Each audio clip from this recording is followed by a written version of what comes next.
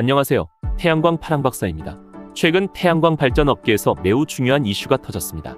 바로 출력 제어와 관련된 과징금 부과와 공정위 신고 사건인데요. 정부, 한국전력, 시민단체 그리고 태양광 사업자들이 첨예하게 대립하고 있는 상황입니다. 오늘은 이 복잡한 이슈를 Q&A 형식으로 쉽게 정리해드리겠습니다. 7가지 질문과 답변을 통해 핵심 내용을 명확히 알려드릴 테니 끝까지 보시면 앞으로의 정책 방향까지 한눈에 정리되실 겁니다. 자, 지금부터 시작하겠습니다. 집중해주세요.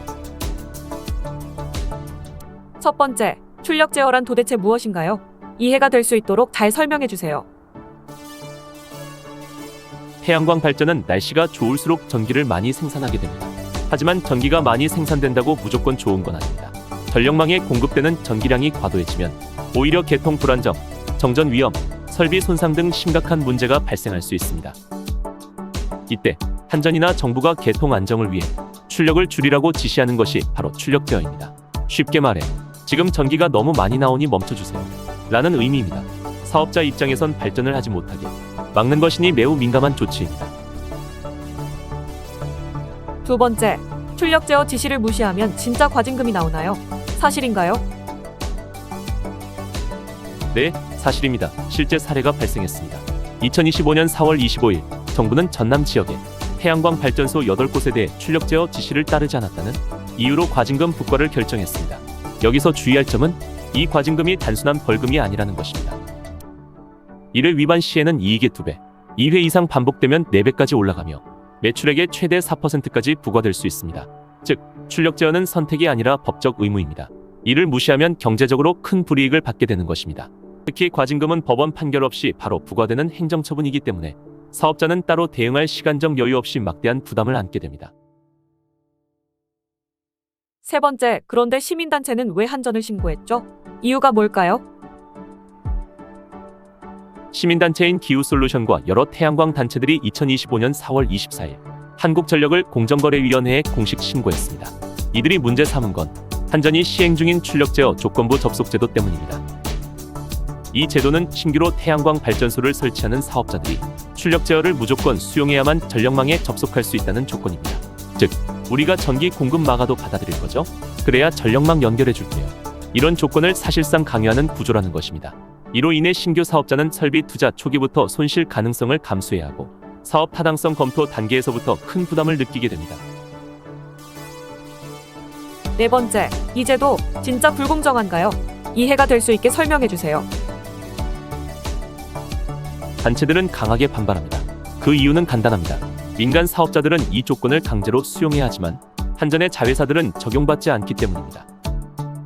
즉, 공기업 계열사는 혜택을 받고 민간은 손해를 감수해야 접속할 수 있는 불공정 구조라는 겁니다. 이 때문에 시장 지배력 남용, 계열사 특혜라는 말이 나오고 있는 것입니다. 이런 구조가 지속되면 민간 재생에너지 시장의 성장 자체가 위축될 수 있다는 우려도 커지고 있습니다. 다섯 번째, 출력 제어를 당해도 보상은 없나요?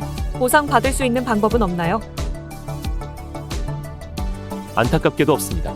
정부는 전기사업법을 근거로 출력 제어는 법적으로 가능하다고 판단하고 있습니다. 그러나 이로 인해 발생하는 수익 손실에 대해선 보상해주거나 정산해주는 제도는 존재하지 않습니다. 예를 들어 발전소가 1,000만원어치 전기를 생산할 수 있었는데 출력 제어로 600만원어치밖에 못 팔았다면 그 손해는 사업자가 고스란히 떠안아야 합니다. 현장에서는 개통을 위해 희생하는데 보상은 없다는 불만이 큽니다. 특히 대출 상환이나 투자 회수 계획을 세운 사업자들은 출력 제어로 인한 손실이 치명적인 타격이 될 수 있습니다. 여섯 번째, 사업 허가도 취소됐다는데 정말인가요? 취소됐다면 이유가 뭔가요? 네, 사실입니다. 정부는 태양광은 아니지만 연료전지 발전 사업자 11곳에 허가를 전격 취소했습니다. 그 이유는 공사 착공도 하지 않고 연장 신청도 하지 않은 상태에서 장기간 허가만 보유하고 있었기 때문입니다. 정부는 이런 미이행 사업자들을 정리해서 진짜로 사업하려는 기업들에게 기회를 주겠다는 입장입니다. 앞으로 비슷한 기준이 태양광에도 적용될 가능성이 있습니다. 따라서 현재 허가를 보유한 사업자라면 실제 착공 및 진행 상황을 증빙할 준비를 미리 해두는 것이 중요해질 전망입니다. 일곱 번째, 그럼 앞으로 우리는 뭘 준비해야 하나요? 어떤 것으로 조치해야 하나요? 태양광 출력 제어는 단순한 기술 문제가 아닙니다. 정책, 제도, 그리고 개통 유연성 확보 문제까지 함께 봐야 합니다. 미국, 일본 등에서는 이미 화력 발전의 최소 출력 조정, ESS 설치 확대, 수요 반응 DR 제도 도입 등을 통해 재생에너지 출력 제어를 최소화하고 있습니다. 우리도 단순히 차단하고 끝이 아니라 재생에너지와 개통이 공존할 수 있는 유연한 설계가 필요합니다. 장기적으로는 ESS, 가변 부하 기술, 스마트 개통 관리 시스템에 대한 투자도 필수적으로 검토해야 할 시대가 오고 있습니다.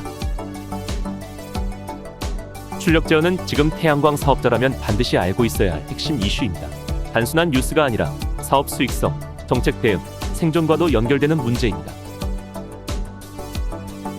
영상이 도움이 되셨다면 좋아요, 구독, 알림 설정 부탁드립니다. 궁금하신 점은 댓글에 남겨주세요. 태양광 파랑박사가 직접 실시간으로 답변 드리겠습니다. 저희 구독자 여러분들 항상 건강관리 잘하시고 좋은 일만 가득하시길 응원하겠습니다. 이상 태양광 파랑박사였습니다. 진심으로 감사합니다.